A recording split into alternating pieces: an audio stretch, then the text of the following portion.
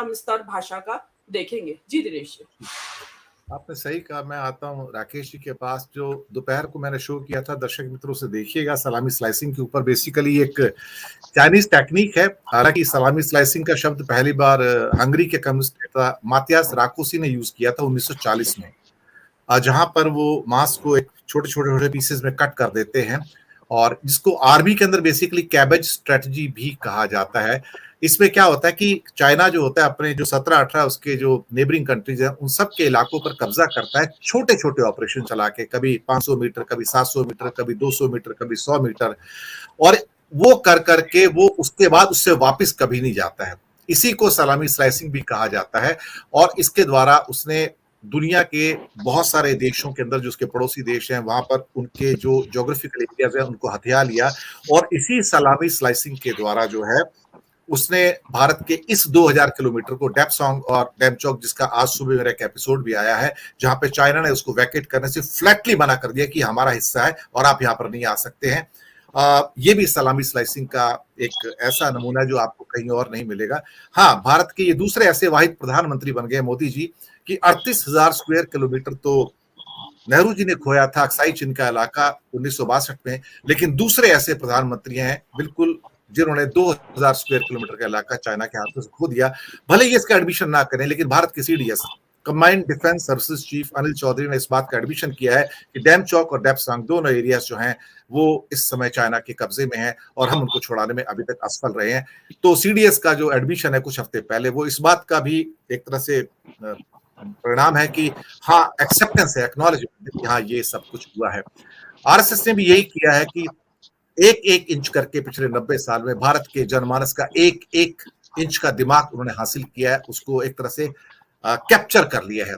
और वो कैप्चर इस ढंग से किया है कि लोगों को ना लगे, क्योंकि इसमें बड़ा युद्ध नहीं किया जाता, बड़ी विक्ट्री नहीं होती, छोटी विक्ट्री होती है, और दूसरा रेटल्ड भी नहीं होता। तो एक एक करके एक एक एक्ट लाके, एक एक कानून लाके, एक एक एक्शंस, जहां कम्युनिटीज को अलग करना है, जहां पे एक्ट्स के अंदर उनको आइसोलेट करना है, वो सब कर करके सलामी स्लाइसिंग की सबसे बेस्ट भूमिका बीजेपी आरएसएस की है, जो उन्होंने पिछले 10 सालों में की है।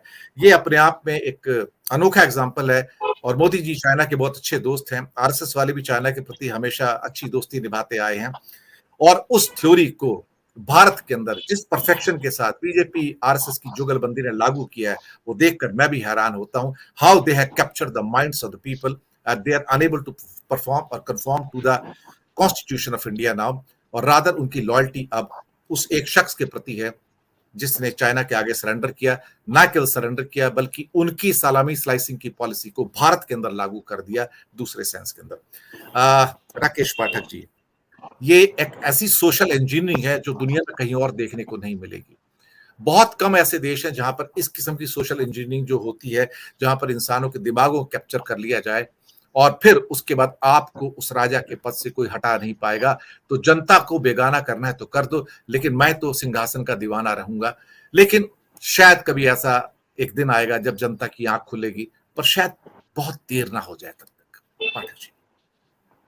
सर, देर तो होती हुई अभी दिखाई दे रही है, लेकिन इतिहास गवाह है कि जब जब जिस व्यक्ति ने इस तरह की कोशिशें की हैं उसका हश्र वही हुआ है जो एडोल्फ हिटलर का हुआ था।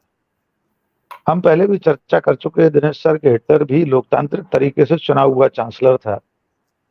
बाद में उसने थोड़े दिनों बाद चांसलर और प्रेसिडेंट के पद को समाहित कर दिया, एकाकार कर दिया और सारी शक्तियां खुद में निहित कर ली। उसके बाद उसने, आप देखिए कितना कम कार्यकाल है उस चीज का, कि लोग अक्सर कहते हैं कि नहीं यहाँ ऐसा संभव नहीं है। तो मैं हमेशा ये कहता हूं कि 1933 में जर्मनी में या दुनिया में कौन सोच सकता था कि आने वाले वर्षों में एडोल्फ हिटलर सब कुछ तबाह कर देगा।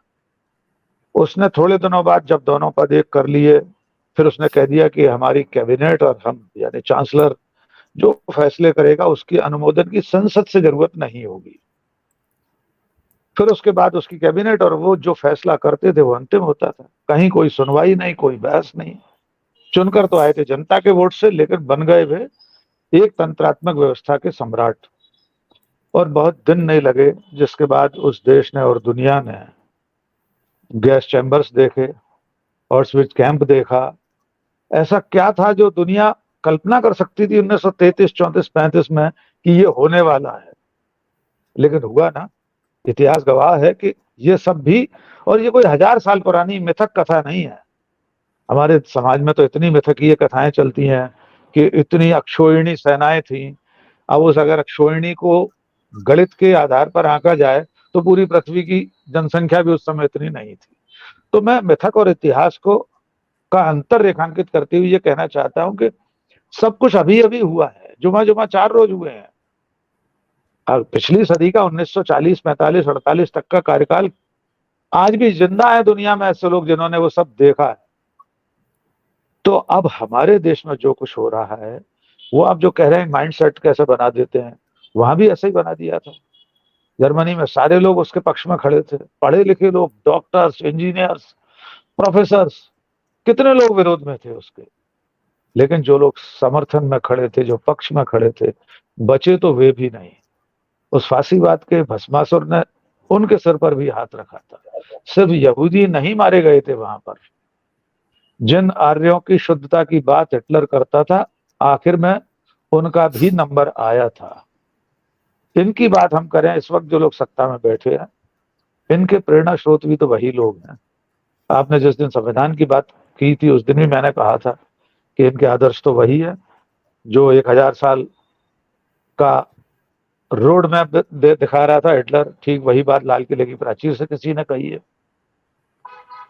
मुसोलिनी के इटली में डॉक्टर मुंजे गए थे, उससे गुरु दीक्षा लेने गए थे, पाठ सीखने गए थे। राष्ट्रीय स्वयंसेवक संघ के जिम्मेदार पदाधिकारी पिछले दशकों में चीन जाते रहे हैं। आप जिस सलामी स्लाइसेस की बात कर रहे हैं, हो सकता है उसकी पूरी शिक्षा दीक्षा वहां से प्राप्त करके ही आए हों, और उसी को क्रियान्वित इस वक्त देश में किया जा रहा है। जी। जिस तरह से नस्लीय नफरत समाज में फैलाई जा रही है, कितना गंभीर उदाहरण मीनू जी ने दिया कि एक 10 साल की विद्यार्थी, एक छात्रा सिर्फ मुस्लिम होने के कारण उसका नाम नहीं लिया गया, जबकि वो सुपात्र थी, वो विजेता थी। इसके बावजूद सिर्फ इसलिए कि वो मुसलमान है। आप कल्पना करके देखिए समाज के करोड़ों लोग किस तरह से भयाक्रांत हैं। हम और आप उसकी कल्पना नहीं कर सकते कि वे कैसा महसूस करते होंगे कि ट्रेन में एक आदमी, एक बंदूकधारी बावर्दी एक व्यक्ति, लोगों की दाढ़ी, उनके कपड़े देखकर उन्हें भून दे रहा है। एक मुस्लिम महिला से जय माता दी के नारे लगवा रहा है। बाकी बचे लोग कितने खौफ में रह रहे होंगे। और इस सब को जो सत्ता का संरक्षण प्राप्त है, वो हम अभी अभी हरियाणा और मणिपुर में देख रहे हैं। जी। लेकिन जो लोग इस वक्त इसमें लिप्त हैं, उन्हें सिर्फ आपके चैनल के जरिए और आप और हम सब लोग मिलकर इतना ही याद दिला रहे हैं कि बचोगे आप भी नहीं, सबका नंबर आएगा। ये सलामी स्लाइसेस में एक दिन आप भी कटोगे, कोई बचने वाला नहीं। और वो नंबर आ चुका है। अभी एक ट्यूटर को नौकरी से निकाला गया, वो मुसलमान नहीं है, वो हिंदू है सर।